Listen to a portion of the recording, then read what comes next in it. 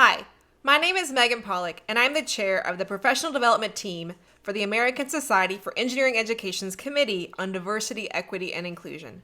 I'm also founder and chief inclusion engineer for Engineer Inclusion. I'm glad that you've chosen to access the recording of this virtual workshop. I've edited the recording to trim out any portions unnecessary for the core content and any lulls from discussion groups or pauses. Hopefully, this creates a better viewing experience for you. We hope you'll participate in our live events like this one was, and we welcome your feedback to help us improve our offerings. After all, our mission is to increase visibility and discussion of diversity issues, to help develop inclusive environments for all engineers to thrive, and to facilitate and encourage use of translatable strategies that enable both bottom-up and top-down empowerment. Thanks again for tuning in, and we hope you'll stay in touch with us. So without further ado, I want to introduce Bree Benedict. So Bree Benedict is a candidate, PhD candidate at Purdue University Engineering Education, my alma mater, and I'm excited to have her working with me on the committee this year. She's been a great leader and working to help us push the needle and make some progress in some really hard, weird times. And so she's going to help us today guide a conversation. And with that, I'm gonna invite Bree. You can go ahead and take over sharing the screen. So I'm gonna stop sharing. I'm gonna turn it over to you. And it's important that we do this so that the closed captioning continues. All right, Bree, looks like you're getting queued up. All right, the floor is yours. All right. Thank you, Megan. I really appreciate you introducing our summer series. Welcome, everybody, to our first conversation on diversity, equity, and inclusion for the Committee for Diversity, Equity, and Inclusion. Um, I would like to acknowledge that I really appreciate everybody who did whatever you had to do to make sure that the students were able to learn whatever content or have whatever type of higher education experience that they needed to have. And also, this conversation is not just for someone who is a faculty member. So if you're a student, an administrator, staff, it doesn't matter what role you have, or if you're a consultant, we really welcome you to share your perspective and your voice related to this particular topic. So thank you. Today, we're just going to do a brief introduction with some instructions. We're going to have 3 breakout sessions so we can start a conversation on equity and inclusion in this time of COVID.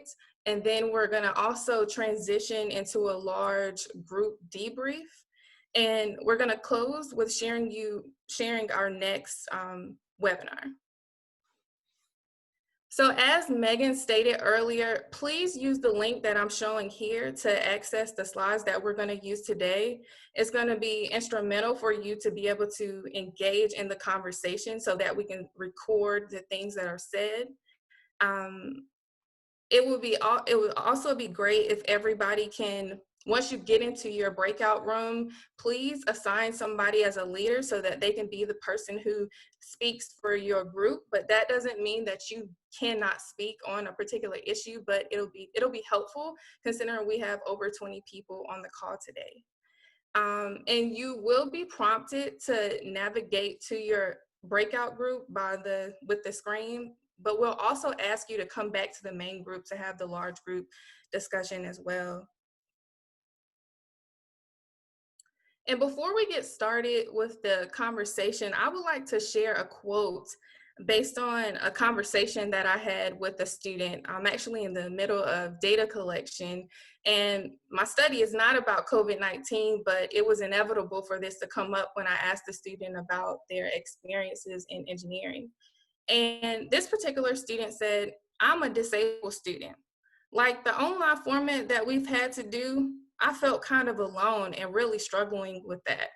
And so, as you go ahead and start sharing your experiences in our conversation today, think about your students, think about yourself, think about your colleagues who may have some uncomfortable experiences related to COVID-19, whether it's in the classroom or whether or not it's in a faculty meeting or whatever type of meeting that you've had to be a part of to make sure that everything flowed nicely, I guess, to the best of our ability. And so our first breakout question will be, describe the opportunities and challenges that arose for you when transitioning to distance learning. And so once again, I challenge and I encourage you to speak up on your experiences, because that will make the conversation plentiful for us all to go back home to, which I'm already at home, but to reflect on and to share with our colleagues. All righty. And so reflecting back on the question, describe the opportunities and challenges that arose for you when transitioning to distance learning. Can our representative for Group 1 share?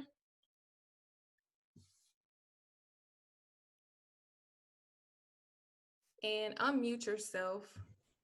Hi. So I'm Colleen Bronner from UC Davis, and one of the things that we were kind of going through, I think we were focused a little bit more on the kind of challenges, but thinking through them, trying to be fair when we know not all students are necessarily going to tell us what they're going through, and we can make accommodations for those that tell us, but trying to do things and being really fair, and how do we work around that asynchronous versus synchronous concerns. What's better? I think partly trying to allow things to be synchronous, but also having engagement with students, setting up student expectations. Now that we're in this different environment, just like we would normally do in our classrooms, but with the Zoom, and one of the examples was like the backgrounds on the Zoom, what's appropriate, what's not, but also even just general expectations. Student welfare, trying to check in pretty frequently, and all the many things. I think I have way more students of concern than I have students not of concern this quarter. And so financial burdens, family responsibilities, distractions just because they don't have a quiet place to study or don't have Wi-Fi, health, and then not being able to talk face to face, where things that you could probably solve in like 2 to 3 minutes if you're in person. One of the members was talking about how it could also be like 20 emails. So it takes a lot more time, and then trying to help students who are continuing on their research and spending time trying to get resources, and spending, one person was saying like she's always kind of in her office trying to get the resources they need, talking to vendors, trying to figure out new ways of doing things so that we can get people what they need to be successful.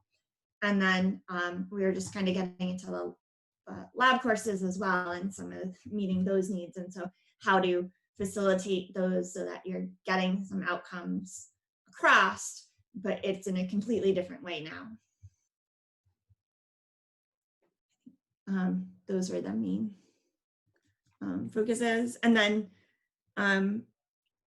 we have on our side as well, I think, learn new technology, Zoom, Slack, and create more in-class exercises and short videos that can be used in the future. Okay, thank you so much, Colleen. I look forward to you sharing, you and your peers and your team sharing how you plan to mitigate in our next group discussion question. So thank you for sharing. Group 2, can your leader share what you all discussed? Hi. Well, I wouldn't say that I was leading the group, but I was nominated to discuss because I was typing. So for those that don't know me, I'm Susan Walden, chair of CDEI, and I want to especially thank Megan and Bree for doing this for all of us today. In group 2, we had a couple of our people talk about issues they had that were in terms of the specific courses they teach or the context. So one of them teaches a chemistry laboratory class, And so the issues of trying to do lab instruction via simulation, and that they had very little time and very little guidance to try to prepare what to do to continue their courses. So there was a lot of trying to learn as they went. But she appreciated the fact that now then she's got these recordings, and those can be used to supplement face-to-face instruction when they go back face-to-face. And then another person who shared talked about physics instruction, and one of the big issues that was being shared was the problem with the timing of the transition, I guess. And the fact that she is at a university that draws has a very high number of international students, and they were pulled back home by their parents, including her TA that had travel issues. But because their announcement came while everyone was on spring break, not everyone had prepared. And so students had left their books and supplies and things on campus, especially if you're flying to, say, Saudi Arabia. You don't necessarily want to carry your physics textbook with you on the plane for spring break. So, so she was having to do a lot of workarounds. And then another person in our group has taught both face-to-face and asynchronously online for over 20 years, over 25 years. And so she is just typing herself into the slides, lessons that she has learned over that time that might be beneficial for everyone. So there's some opportunities or ways to mitigate, I guess, that will be in the slides. But I'm not going to try to read and talk at the same time. Awesome. Thank you so much for sharing. I think you'll have some more time to talk about that. And if I were to refresh my slides, we would all be able to see it as well. Thank you, Susan. What about group 3? And you don't have to share, I guess for timing purposes, you don't have to share necessarily everything, but I guess maybe pick out some exemplar cases and share that particular one or two so that we can kind of go ahead and start progressing throughout our workshop today. Since I was typing, I'll take the lead here. So the main opportunity, I think, was where, because people realized that there were more difficulties for the students, they had compassion and extended a lot of deadlines. And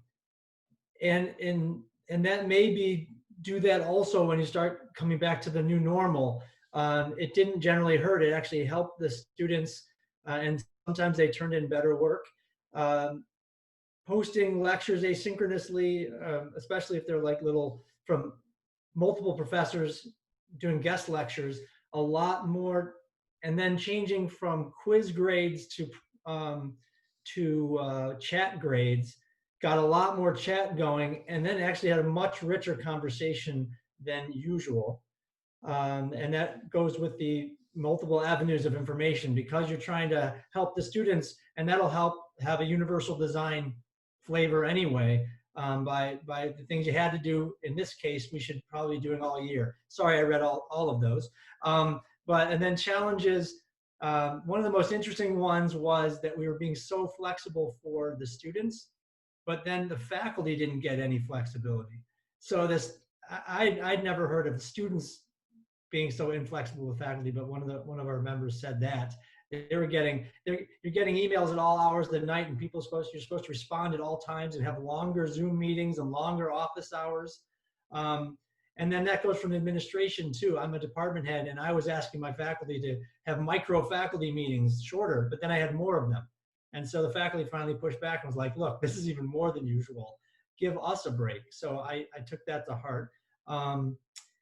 And then the obvious ones of students didn't really communicate as much as you thought, or ask the questions you thought they would have if you were in person.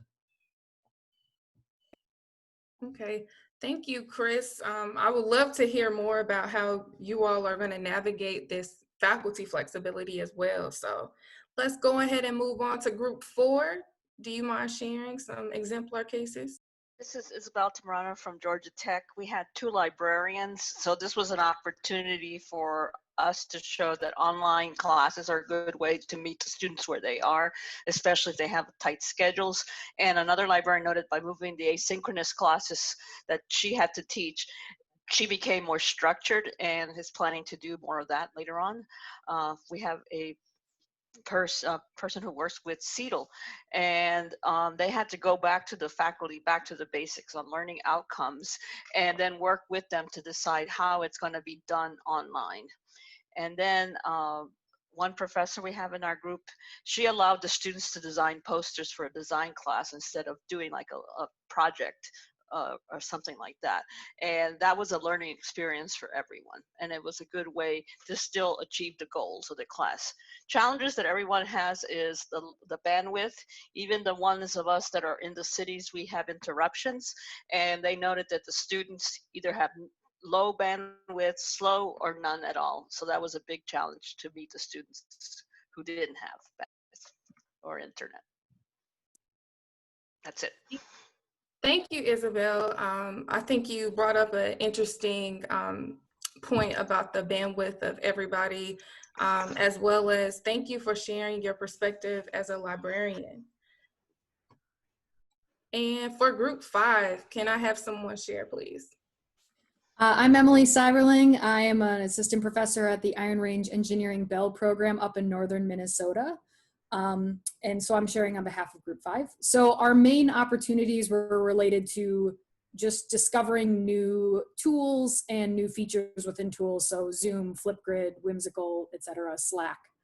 A challenge is just kind of reiterating what a lot of other people have said, you know, starting from scratch with a very quick turnaround time, difficulty with some collaborative design elements. So in terms of interacting within groups, but then also with the client, and then difficulty to emotionally support our students, even observing whether they need emotional support and then actively doing it a little bit more difficult online. And then this didn't show up, but we also had some issues with students with limited or no internet. Thank you, Emily. I really appreciate everybody sharing. Now it's time to go into our next breakout session, and the discussion question is, discuss how you mitigated concerns related to diversity, equity, and inclusion. And it would be great if you can draw on some of the things that you've already stated in your first breakout room. Thank you. All right, so it looks like everybody is back. And so let's go ahead and hop on to the first or the second breakout session question, which is discuss how you mitigated concerns related to diversity, equity, and inclusion. And so it will be great if, once again, just share an exemplar of, or maybe 2 exemplars of what you all talked about. And if you could flow from, group 1 through group 5, please do so. So starting with group 1.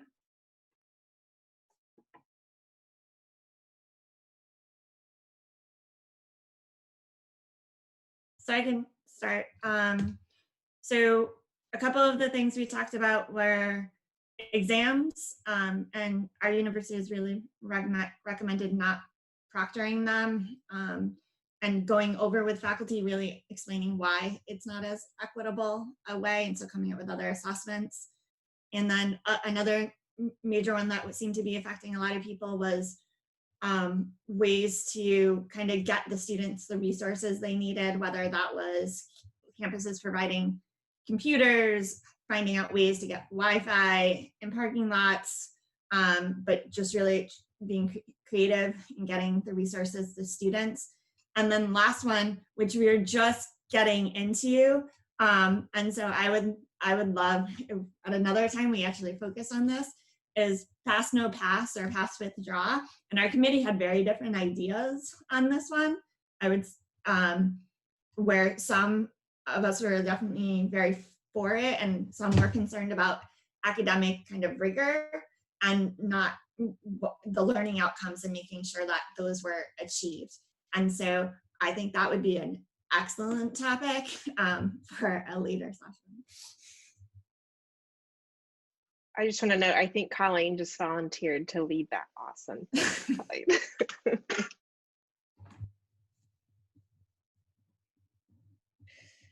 Hi. Oh, I cut those instead of copying them. Okay. So in talking about mitigating concerns for Breakout 2, we talked about how it is it can be easier sometimes with first year or earlier students, I mean, not earlier than first year, but students earlier in their careers.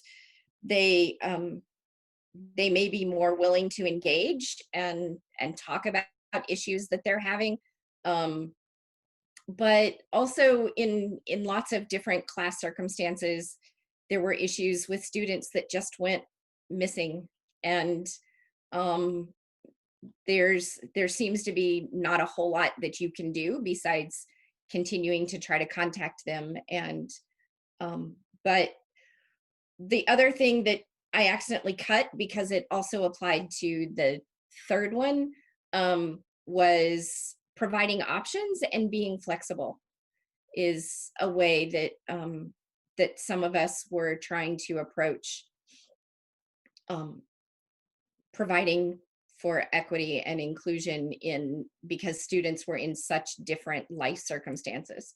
And so it could help if you did a survey ahead of time to get a feel for who the students are and what they were facing, but then also providing perhaps more incompletes if students needed them and wanted to continue the course. I personally had one student do that, because before things got too overwhelming, she had a really good grade and she didn't want the pass option because she wanted that good grade to help her GPA. And also in terms of the future, we were talking about this idea of providing options for students that can address the learning outcomes for the class, but also allow them to be more flexible based on whatever their life circumstances are, especially if they are at home and having to share computers and share bandwidth and things, and being flexible with their timing. And then also using peer leaders to have small discussion groups to help build community and build engagement when the students aren't meeting face to face. It's like setting up some peer leaders with Zoom rooms, Zoom accounts that they can meet with students, or use Slack or whatever. But that is it. Thank you. Thank you. Group 3. Hi, this is Amir. I'm an assistant professor at Organization of Information Learning Sciences at University of New Mexico. So I think the things that we've discussed were a few, but I just can share maybe a couple of them. I think one of them was, that the faculty was encouraged to use universal design and also provide multiple avenues for information for the digital learners and for different people and with different technology access and all that. And also being more mindful about the due dates, if people needed extension for the deadlines and all that.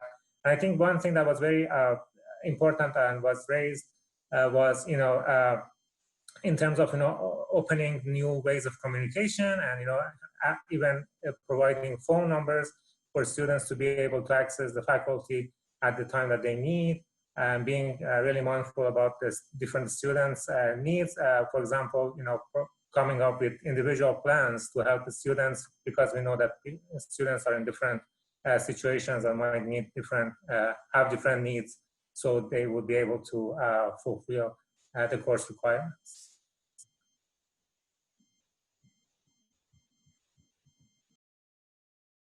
Thank you. Hi, this is Sue. I'm an engineering librarian at UNLV. Some of the highlights from our second question are we tried to provide a variety of delivery modes. Some of us were able to be responsive to student questions and concerns outside of normal hours. During our first discussion, someone even offered workshops or materials on weekends when we normally would not, which was kind of enlightening for some colleagues at their institution that was a possibility and would be welcomed. And then we had a discussion about one group got feedback from students that they wanted to know how their professors were doing and how their faculty were doing. So we talked a little bit about showing our human side and being open to the whole human side of our students and talking about that either one-on-one or inside of class time. And that's about it. So we talked a little bit about some of the resources that various universities provided for students, whether it was internet, housing for those who couldn't leave, digital resources. So that was promising. The main thing we talked about was that third bullet. And I don't know that we, not resolved per se is kind of the last thing, but talking more about faculty and emotional labor that was done related to this and what the whole situation means for P&T going forward and considering. So that our main conversation was a bit more about what kind of maybe some small steps that had been taken to be a little more accommodating of various faculty needs, but also other things that might be needed in the future. Thank you. It is now 2:01, and so if you need to leave, feel free to leave. We would like to respect your time. However, if you have time and would like to continue the conversation, feel free to stay on and to discuss the last question or not. But if you're willing to share, I will continue the conversation.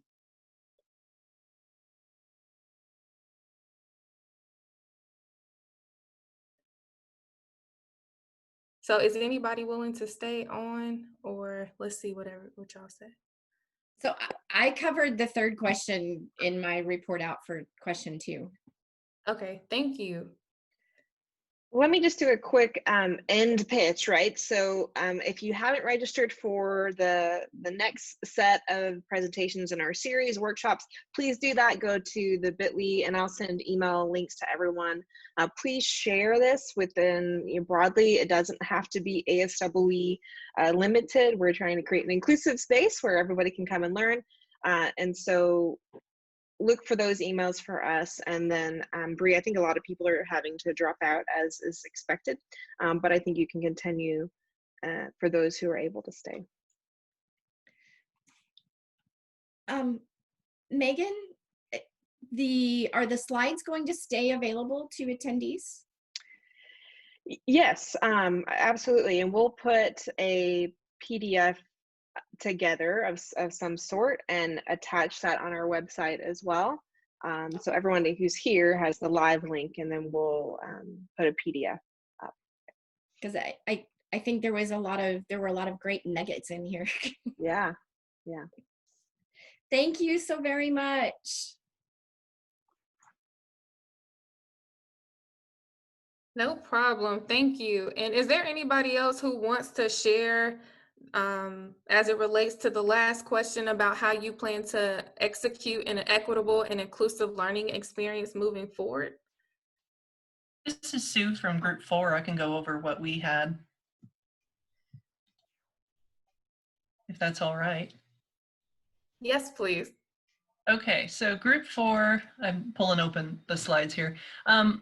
I personally have already set up a meeting with another librarian who's an expert in online learning and works closely with our Department of Online Ed to take some of my regular workshop series and turn them into proper online learning materials and a plan rather than emergency remote. Campuses, it sounds like, are starting to provide workshops and other supports and help for those who are willing to work their summer break to prepare for likely online fall or definitely online fall learning. there was a discussion that some colleagues who were more resistant to universal design and more accessible materials and things like that are now much more open to changing their materials and their approach. And then somebody mentioned that the accommodation requests that they had received at the start of the spring semester really needed different supports after everybody went to emergency remote, and there wasn't a lot of help for that or discussion about that. So it's something for people to be aware of moving forward. And that's it. Thank you so much for sharing. We Suzanne- also, go ahead. Oh, I just want to say, Suzanne wanted Yeah, to add hi, something. sorry. I just wanted to bring up a slight variation on this question that I have not heard a lot of people discussing.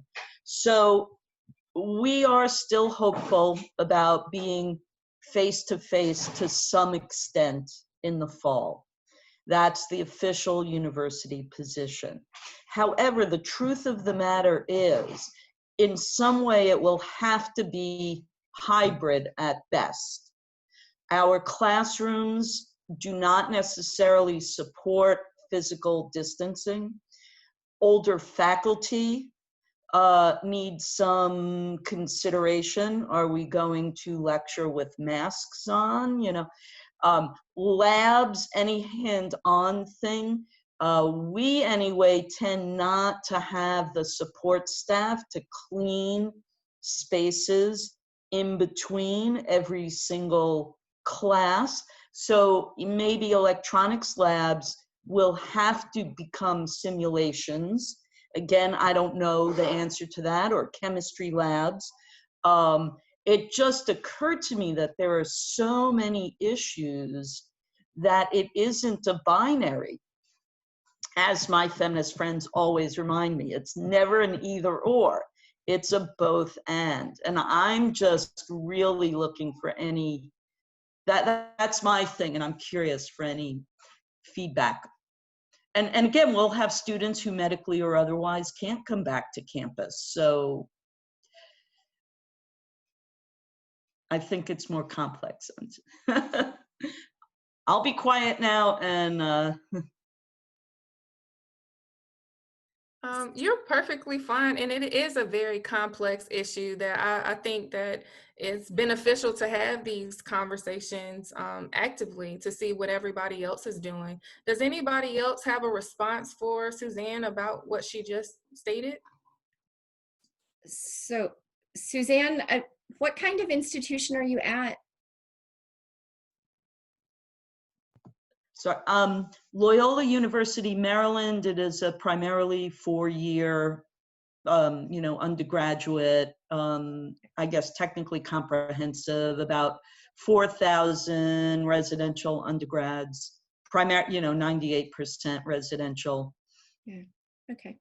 I was partly curious. So I complain a lot, not so publicly, about politics in Oklahoma and the backwards way that things get done here a lot. And the University of Oklahoma has been a mess in many ways for several years of varying things. But I will say, I think how they've been handling a return to campus is admirable. They're so they want to be, partly because I think our legislature and our governor would not allow us to go online only. I think that the bigger political economy is that we have to have something face to face. All classes over 40 students are being moved to online though. But for a lot of the large general education classes that first years tend to take, they're doing away with the 150, 200 student class and creating more smaller sections so that they can hold them in person. And then they're also, all evening classes are going online so that they can open up times during the day to spread the classes out farther so that there is at least a 30-minute gap between classes. And there's a 15-minute offset between when classes in even numbered rooms start and classes in odd numbered rooms start, so that they can minimize. Now, I'm not sure what students are supposed to do for those longer periods of time. The idea is that students won't be congregating in the hallways, and so it'll make it easier to physically distance. Students in labs will have to wear masks, but not just like they would safety goggles, but not regular class. And the university is providing masks for faculty. But I think one of the things they're doing that's really great is they're being transparent about this with all the stakeholders, like as far in advance as possible. So they're telling us in advance what plans they're working on, and then like we're 2 months out, 2.5 months out from our first day back on campus, but we're already getting instructions on what to do. So I think try to get transparency out of your university, I guess, is part of what I'm saying. But yeah, kudos to Oklahoma.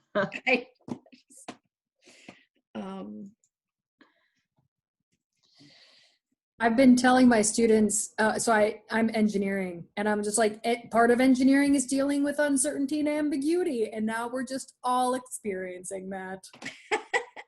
Woo! That's actually a great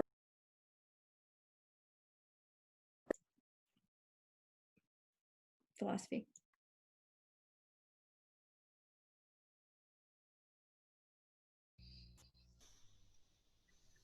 I'm sorry, it went out on my end a little bit. You mentioned that it was a great philosophy. Does anybody else have anything else to add before we go ahead and conclude this conversation today?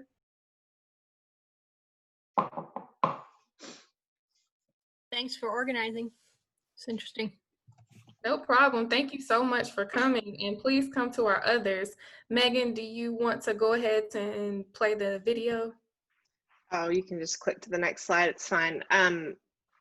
It's just a flash of what we're going to have next week. And so Deanna Burkhart, who is also going to be doing a distinguished lecture for the conference, is going to be presenting with us next week. And so it'll be a great opportunity for people who don't have access to the conference to also have access to her in this kind of space. And potentially a more intimate space, an intimate conversation with her than what will be available at the conference. So join us. And then I think the week after that, you can see the whole schedule online, but the week after that, we've got a great lineup. So check the website and you'll see what's coming, and please share it with everyone else. And if any of you have topics that you're interested in leading, we're having these kinds of discussions. We're having more sort of informative kinds of conversations, as long as it adds value to our membership focused on diversity, equity, and inclusion. We'd love to have those kinds of sessions. Okay, that's all I have to say. Thank you all for coming and staying with us.